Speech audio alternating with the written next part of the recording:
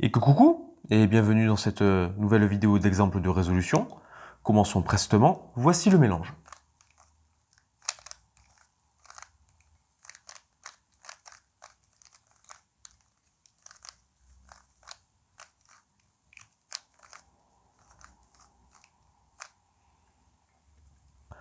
Alors à titre personnel, je suis un homme simple, je veux dire, je vois une barre rouge avec un morceau central, si là c'est pas blanc, il y a carrément une paire.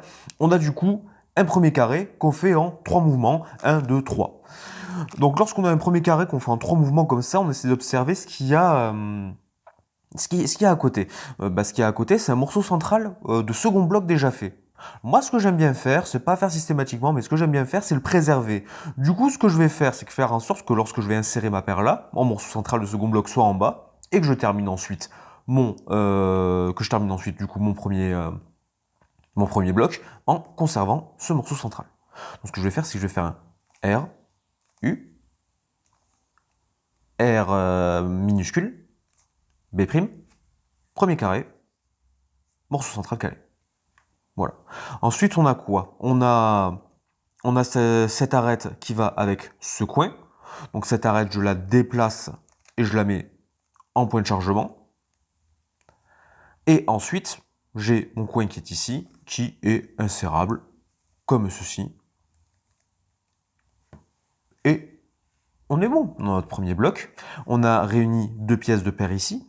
Nous avons notre morceau central là qui maintenant pointe en face, mais ce n'est pas si grave. On a ce coin-là, mais ce que je vais faire, c'est que je vais créer cette paire avec ce coin-là et cette arête-là. Donc, un petit U' pour pouvoir préparer un setup. R2, on a notre paire. Ensuite, U, R'. Ça, c'est préservé, je le retiens que ça existe. Ensuite, là, j'insère ma paire. Et là, ce que je vais faire, c'est que du coup, je vais faire un R2 pour le prochain carré. U', petit r, pour ensuite casser justement cette paire-là et l'amener derrière pour préparer un setup et ensuite insérer. Maintenant, on fait la CMLL sans se planter cette fois. Aujourd'hui, je me plante avec cette CMLL. C'est insupportable. Alléluia.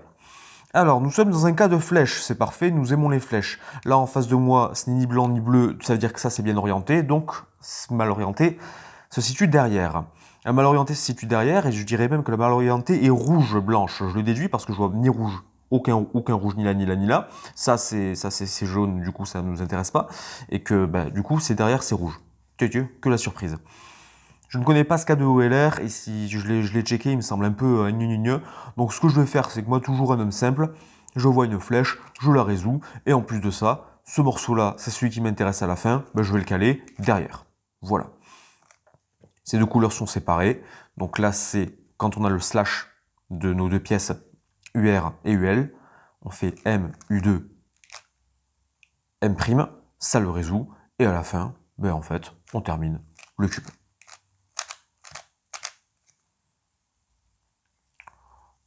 Voilà. Faisons un fondu enchaîné vers le prochain mélange.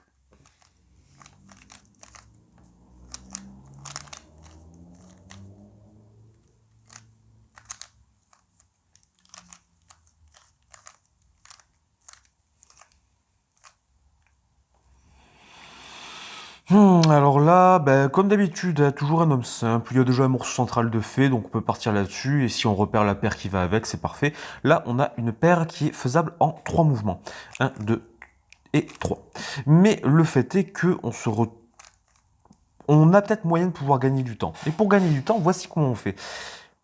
Nous voyons ce morceau de paire qui est ici, avec ce coin qui est là. Et lorsqu'on a du rouge sur la tranche de droite, il vaut mieux qu'on ait aussi du rouge sur la tranche du haut avec notre arête. Donc, en soulevant notre paire verte orange, nous allons orienter cette arête-là pour ensuite déplacer cette paire et cette arête et simultanément insérer et préparer la prochaine paire, insérable elle aussi en 3 ou 4 mouvements, je ne sais plus, 1, 2, 3 mouvements, et ça, c'est fait. Ensuite, on repère qu'on a cette paire. Moi, ce que j'aime bien faire, c'est vraiment faire une paire en premier. Du coup, mais là, nous avons le temps d'observer et nous voyons qu'on a cette arête qui est mal orientée, notre arête de morceau central qui est mal orientée. Mais en fait, on peut setup cette paire en orientant justement notre arête de morceau central comme ceci. Et ensuite, ce qu'on va faire, c'est qu'on va mettre notre morceau central avec son centre pour ensuite, vu que ça c'est déjà setup, avec une rotation petit R', faire cette paire, insérer le premier carré. Et là, vu que c'est notre dernier coin qui reste, il est bleu derrière, c'est bleu là-haut, la paire est faite, on insère, et un petit bloc qui est facile.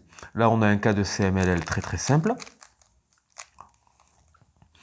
Alors, sur ce plan-là, sur tout ce solve, j'ai eu beaucoup de chance, mais là, ça se confirme.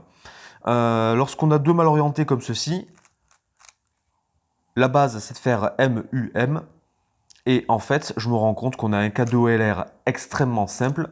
Là, c'est bleu. Nous deux sont face à face. Là, c'est bleu, là, c'est vert. Si je fais un M', j'insère directement ma paire. On a déjà la barre blanche. Et on a terminé le cube. Ce qui fait un total de 36 mouvements, si on compte les mouvements M2, R2, etc. comme un seul mouvement. Ce qui est, ma foi, plus que correct. Ma foi, plus que correct. Passons maintenant au prochain mélange.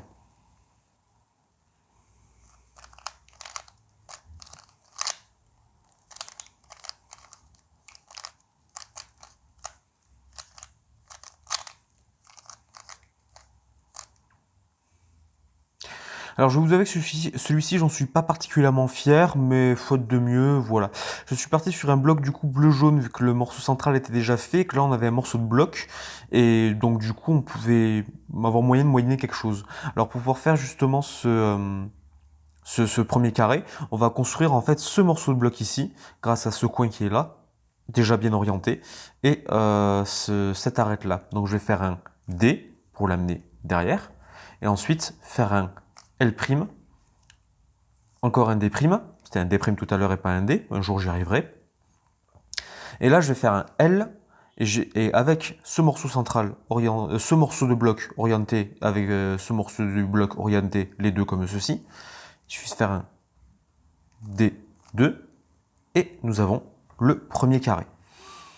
Pour le second carré, du coup, la seconde paire, là, ce que je vais faire, c'est que du coup, j'ai repéré qu'il y avait ces deux morceaux qui étaient ici et là. Ce que je vais faire, c'est que je vais faire un R', U', petit r pour caler le rouge derrière, comme ceci. Et ensuite, avec un U2, il me suffira de faire un R', B', enfin un RB'. La paire est faite.